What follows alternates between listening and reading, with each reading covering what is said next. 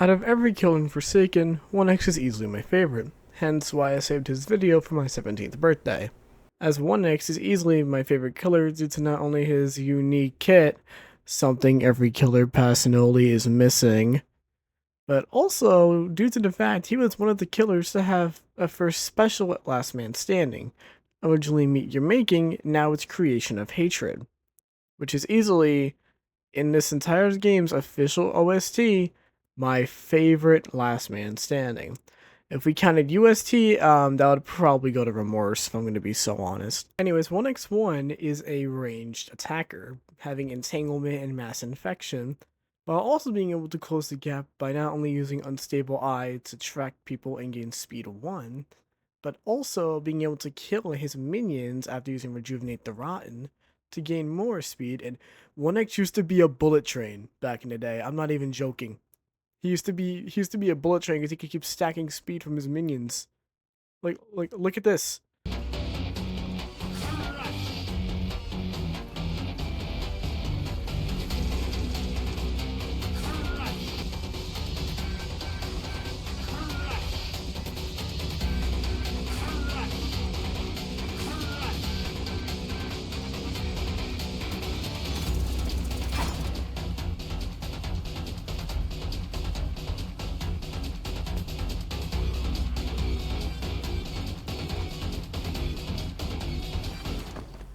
Again, I don't have great footage of it, but it shows just how crazy 1x used to be before he got his massive nerf.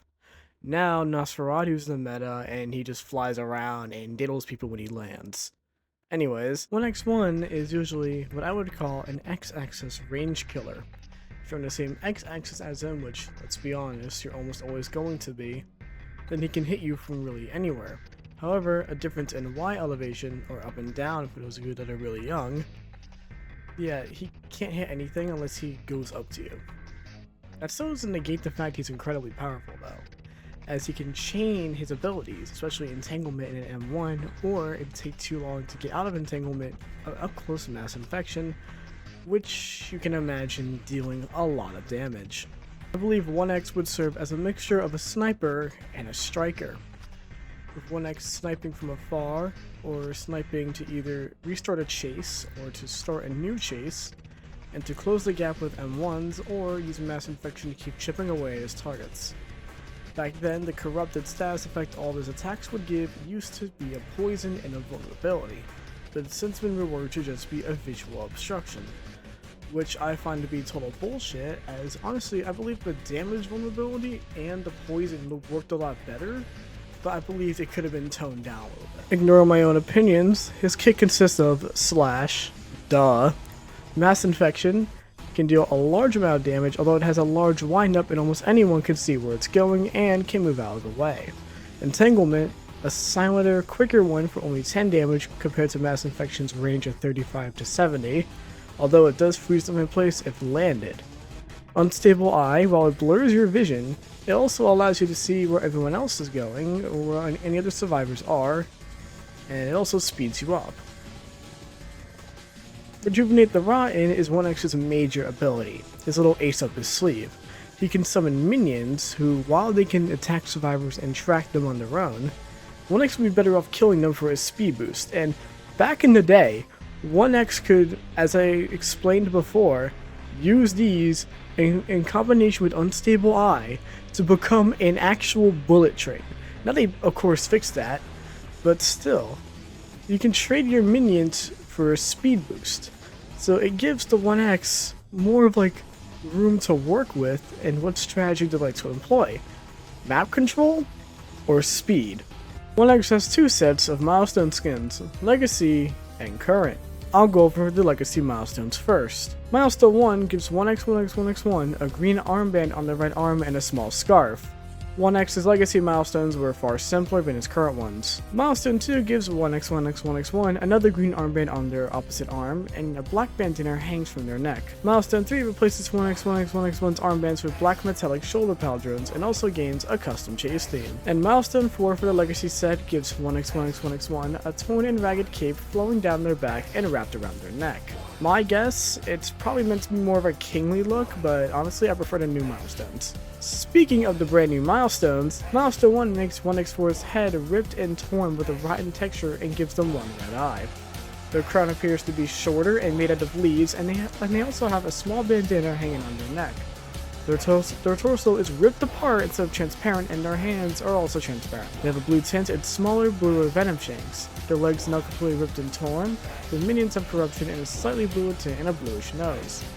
With this avatar actually having used the 2x2 avatar as their third dimension vessel in Forsaken. Current Milestone 2 gives 1x1x1x1 a captain's hat with a skull on it, a black bandana hanging from their neck, 2 red eyes, chains wrapped around their torso holding a sack, and armbands on their arms. And they now carry 2 wooden swords. Their domino crown looks more yellow and his body is greener. A bubble effect will appear around them for some reason. They also have lots of domino armor. The minions also become yellow and wear a pirate hat that replaces their domino crown. Oh, it's a fucking mouthful. Okay. Milestone 3 gives 1x1x1x1 a jacket with a bluish green zipper that connects to a heptagon with 3 purple slots and a diagonal direction on it, and gives them a pair of bluish green metallic polygons on both of their shoulders. The jacket is a combination of the blue, red, and purple colors. Their spots on the domino crown now become purple, with diamonds of the same color placed on top each domino. Inside the domino crown is a purple crown with a mesh similar to the one used for the black crown opponent. They also get a blue and purple cape that appears to have been ripped apart for some reason. They also have a purple skull on the bottom crown of their domino crown. Their skeletal body also becomes pink. Their 2 damaging shades of replaced with blue daggers are combinations with their purple zipper and debris coming out of them. Their head now becomes dark blue instead of pitch black. I'm not even joking, this is straight from the wiki. Here's the proof. And current Milestone 4 gives 1x4 a much larger crown compared to Milestone 3, way bigger swords, completes their cape, it seems to be torn in Milestone 3, alongside making their torso a tesseract, a 4D cube. Oh my fucking god! Anyways, now we're moving on to the special skins. There are 4 of them, each of them having a different requirement, and I'm going to be going over them from some of the newest ones to the oldest ones, as newer ones aren't going to have as many ties to videos I have coming up as the older ones would.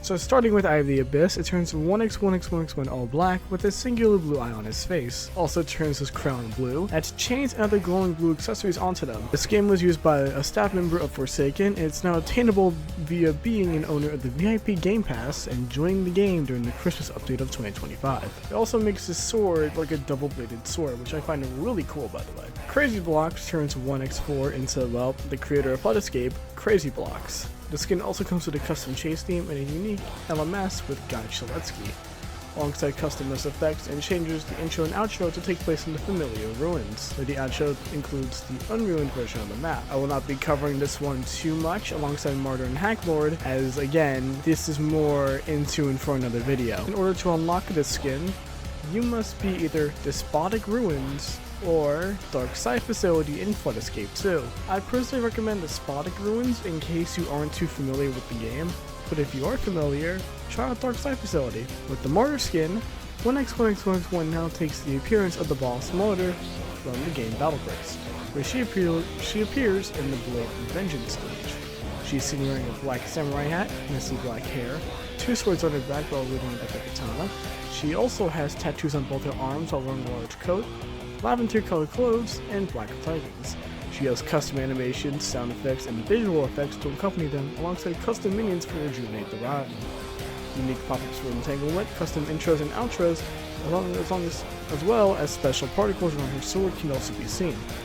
The unique kill for Shaletsky is also changed out for unique animation. And finally, the one closest to being originally from Forsaken but still a reference, Hacklord Shaletsky, also known as Ergling Shaletsky or just Hacklord. The skin that turns 1x1x1 into an alternate version of Shaletsky, now having a black coat with a green finish at the tail, black pants, and green shoes. He has 3 green belts near his waist, a dull green coffin is tied to his back by bright green chains. Due to being Shaletsky, he has yellow dirty skin and much more grown out hair. His face donning a skull mask which covers most of his face. His dual daemon shanks are replaced by a black greatsword covered in green barbs which he rests on his shoulders. Wait, does that sound like a— Hark! Lay down your heart. Carbide shall spark, and through the heat of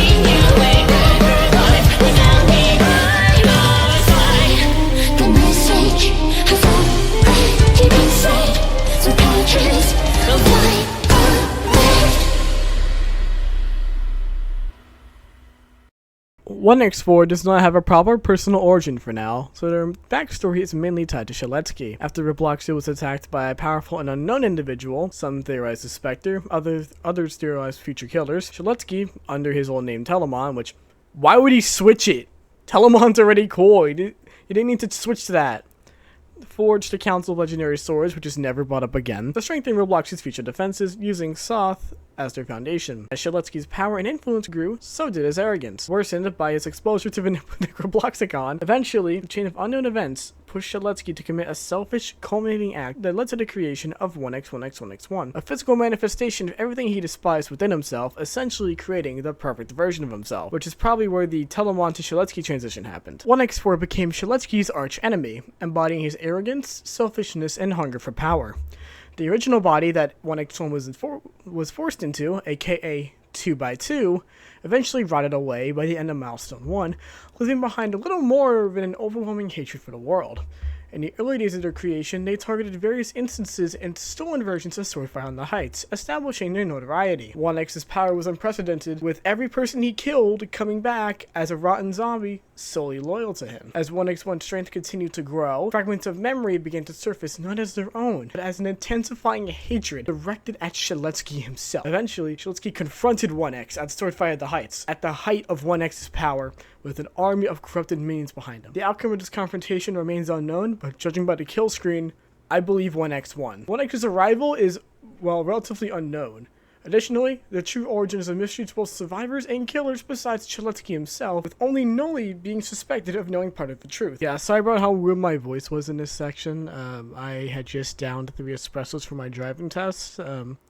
Ignore how energetic I was there.